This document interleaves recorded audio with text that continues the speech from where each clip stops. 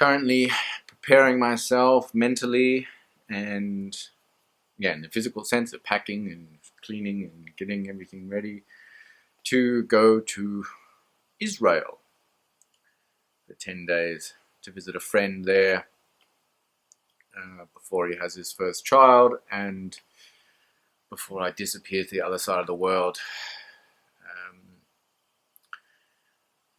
But also to test how I go with long distance flying. I mean, it's only 8 or 10 hours, but it should give me an idea of what I might be like returning to Australia. And if I can manage to get through stress-free through Israeli immigration, I mean, Australia should be a walk in the park. But before I go, I thought maybe I should share some observations from my bike tour, because I'm probably gonna have more observations from the Israeli tour. So I think the main observation is really doubling down on the importance of consistent, regular sleep pattern.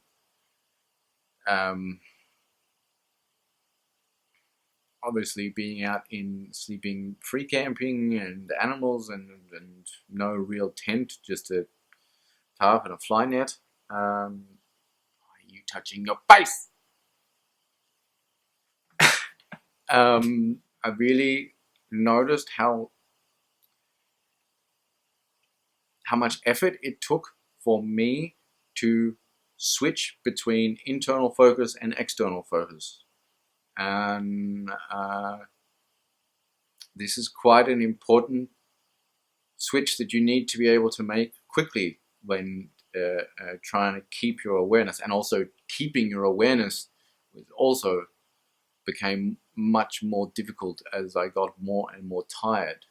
I noticed the tireder and tireder that I became, the longer it took, and it might have only been microseconds we're talking about, but when you're dealing with people and situations, seconds and milliseconds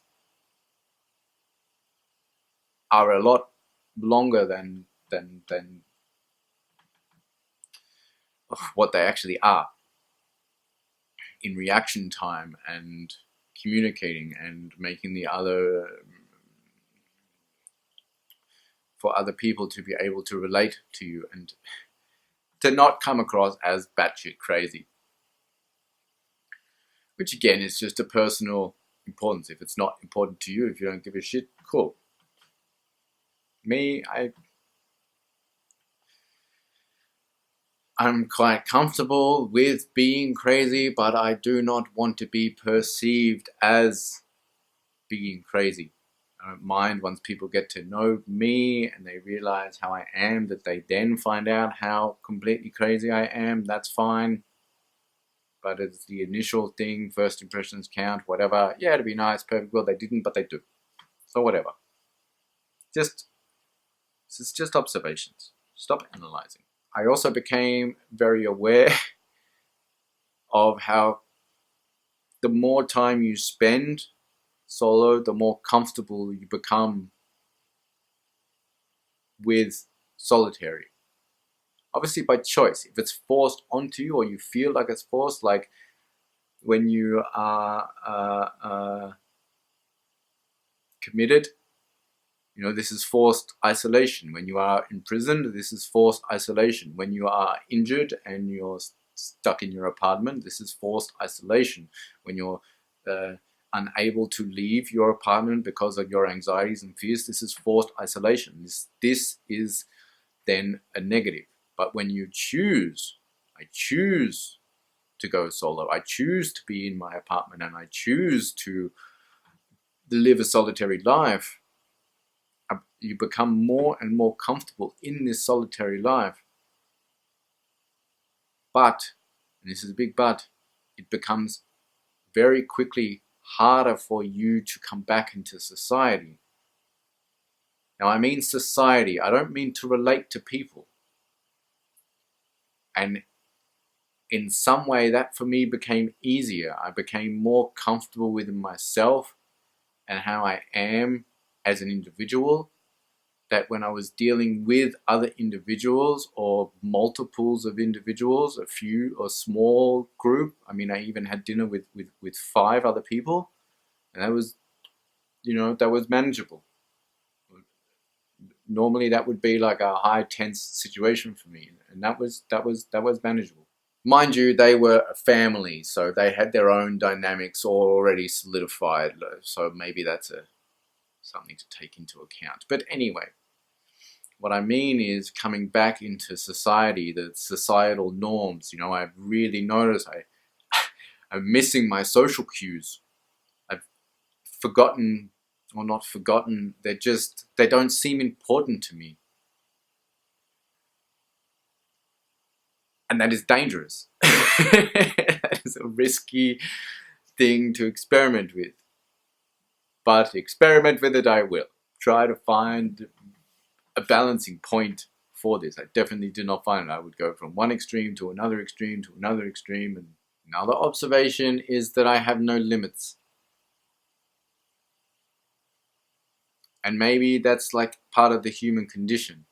Whether it's physically or mentally or whatever, I was telling myself, I'll just go to my limit and then I will stop, or I will slow down, or I will this. And what I kept realizing is that by the end of the day, I'm setting up 10 and I'm collapsing there and I'm dealing with serious pain and some serious medical issues. And I'm there going, my limit was hours ago. What happened? Why didn't I realize my limit? I was looking for my limit. I was waiting for my limit. I was analyzing my limit, but I just blew straight past it. And if you look at the world, society, the financial crisis, the ecological crisis, the environmental crisis, the crisis of societies in a way, you can make that correlation of how we go, oh shit, the limit was back there. Now we're here. We'll just go to the limit again. And I mean, I've done some serious damage to myself on this ride. I just kept pushing through these pain barriers because I was curious about what's happening internally with my mind and not thinking long term. I was thinking short term. Yeah, I mean, the first observation would be that, okay, you need to set a limit. But something that came out of the activity, I mean, obviously, physically, apart from the pain, I feel amazing. I feel very strong. I feel very fit. I've just got weak points. But through this exertion of activity and energy and whatever, somewhere along the way, I notice my sex drive is coming back.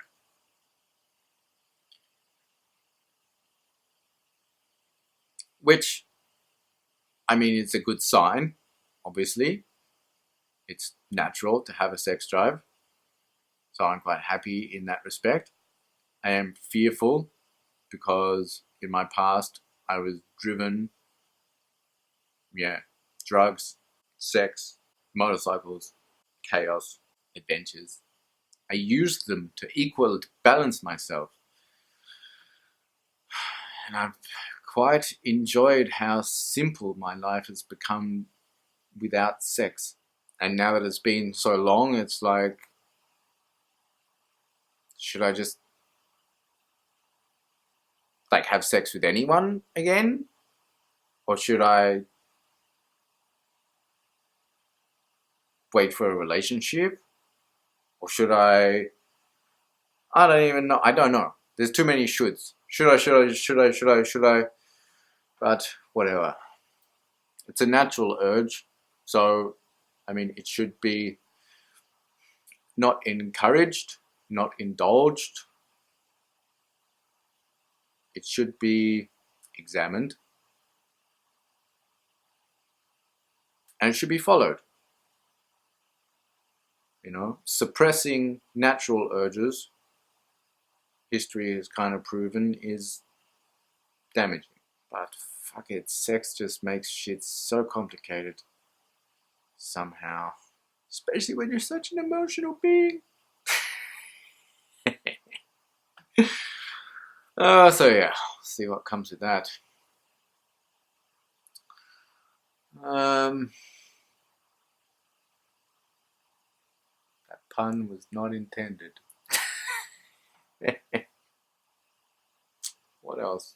The actual physical, mental struggle, the actual strain, the actual effort of the activity, looking back, that is the highlight.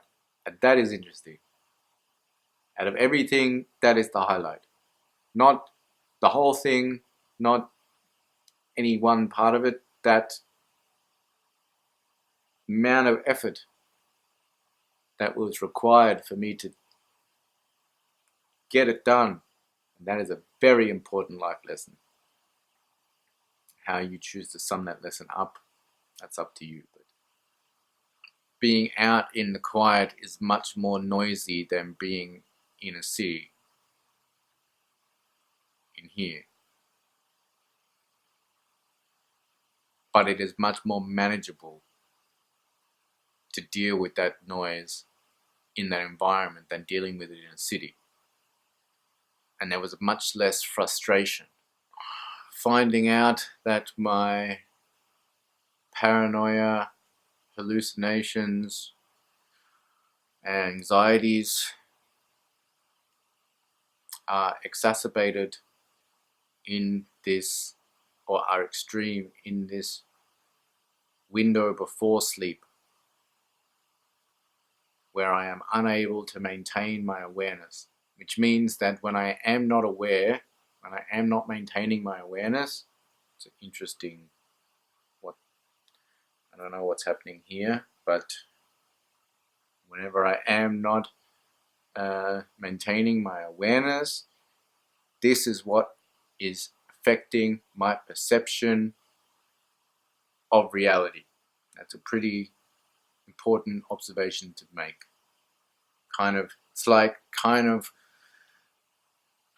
finding out where in your mind your paranoia lives. Now, obviously, I've noticed that I have even more problems than when I left. And you might think, that's not so good, huh? But all these problems were there. I just was not aware of them, which means now I am better off knowing than not knowing. And that, I think, is the most important thing when being unmedicated, to always be analyzing your problems. Not dwelling on them, not being, oh, I have so many problems. First, you have to observe them. You can't do anything about what you can't see. Now, obviously, this is all just like my observations of my internals. I made quite a few observations of what I perceive as external, but I'm going to let that percolate. And yeah, hopefully I will see you after Israel.